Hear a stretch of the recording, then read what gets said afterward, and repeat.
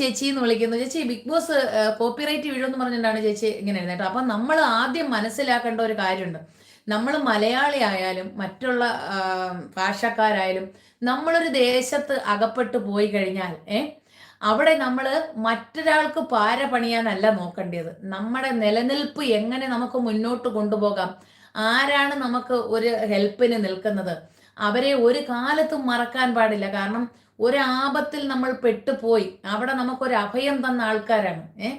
അവിടെ അവർ ഒരു മുറിയേ ഉള്ളോ അല്ലെങ്കിൽ ഒരു ഹാളേ ഉള്ളോ ഇതൊന്നും നോക്കാതെ സന്തോഷപൂർവ്വം വിളിച്ച് നമ്മൾ ഗൾഫ് എന്ന് പറയുന്നതൊക്കെ സ്ഥലത്തെന്ന് പറഞ്ഞാൽ നമ്മുടെ വീട് പോലല്ല, ഒരുപാട് പരിധികളുണ്ട്.